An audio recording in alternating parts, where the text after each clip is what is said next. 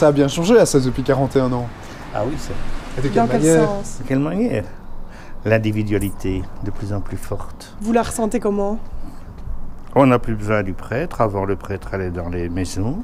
Le soir, maintenant, tout le monde travaille, donc on rentre le soir, il faut faire son ménage, il faut garder sa TV, on ne sait plus recevoir. Tout le monde va avec sa voiture, va aller comme marcher ou vers la ville. Avant, tu allais faire tes courses à pied, donc tu voyais du monde, maintenant il ne faut plus rien. Et je veux dire, vous, en tant que prêtre, est-ce que vous faites des choses pour justement essayer de recréer du lien social au sein des villages? Enfin... Point de vue social, non, je n'ai pas le temps. Tu tiens ton social, hein?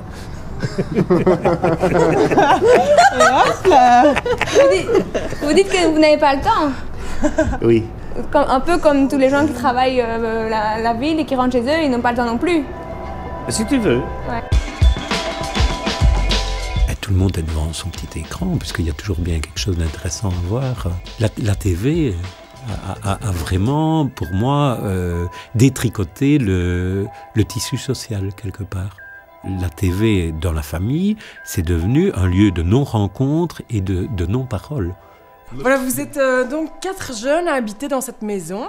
Vous êtes tous originaires des communes de Gèvres ou Assès. Qu'est-ce qui vous a poussé à habiter en colocation comme ça, ici à la campagne? Moi, ça me plaît de vivre avec d'autres gens, quoi, qui sont pas nécessairement de ma famille ou qui sont pas nécessairement... Enfin, qui sont juste des amis, quoi, avec qui on se dit que c'est possible de vivre ensemble. C'est d'abord ça. Et puis après, moi, je trouve aussi que c'est quand même une forme de résistance par rapport au prix des maisons qui est pas gérable pour quelqu'un qui est jeune, qui commence à travailler ou qui travaille à moitié. Le but, c'était de rester dans notre village à nous aussi. On a tous vécu la ville pendant nos études. Et c'est vrai. Qu'est-ce qu'il en reste de la ville? Moi, personnellement, j'en retiens que quand je rentrais le week-end, je sentais que l'air n'était pas le même, qu'on ne respirait pas de la même façon, qu'on était envahi par beaucoup de choses. Les magasins, les choses de la ville, la pollution, le bruit des voitures, des bus.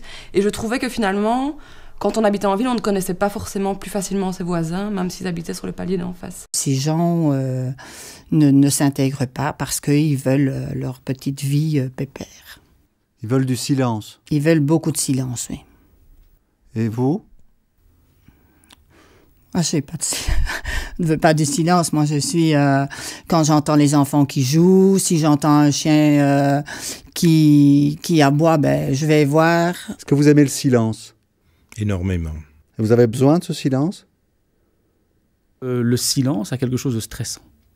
Et donc, quand vous êtes à 16, vous êtes à la campagne, c'est vrai, mais ce n'est pas une campagne figée. Ce n'est pas une carte postale. Il y a toujours quelque chose qui bouge, il y a toujours un bruit quelconque, il y a toujours quelque chose qui vous rappelle qu'il y a de la vie autour de vous. Je leur dis parfois, attendez là, vous n'êtes pas à la ville ici, hein, oui. Quand on parle de tondre, hein, parce que ces gens, finalement on a des heures de tonte maintenant, le week-end on ne peut plus tondre, parce que tout dérange tout le monde ici maintenant, hein. Donc je leur dis, attendez là, si ça ne vous plaît pas, vous pouvez retourner d'où vous venez. Hein.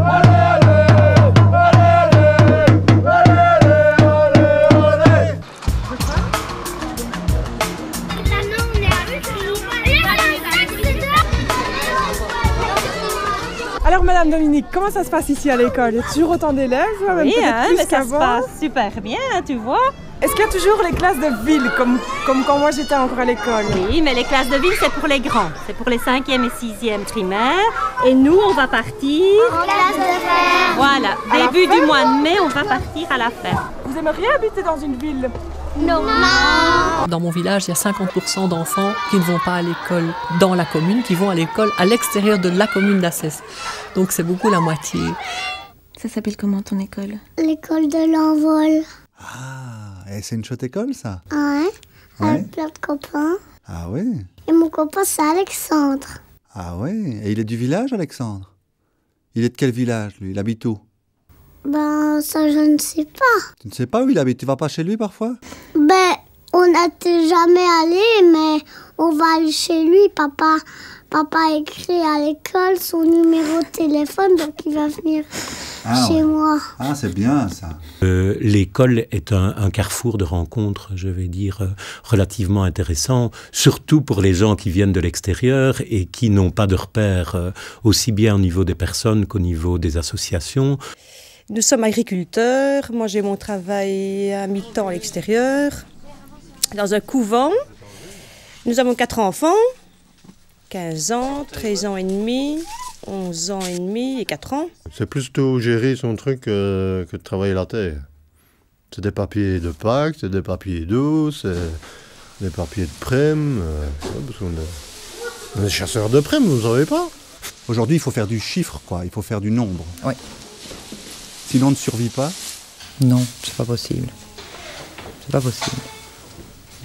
On ne sait pas vivre de ça. On est un ménage de 6, on ne sait pas vivre de ça. Moi, je travaille pour manger, pour nourrir ma famille. Avant, c'était l'homme qui faisait ça. Aujourd'hui, ça va un peu mieux? Non. Non? Non, c'est toujours la même galère. On essaye de faire toujours... de trouver quelque chose pour vivre un peu mieux. Enfin, on ne vit pas comme des SDF quand même.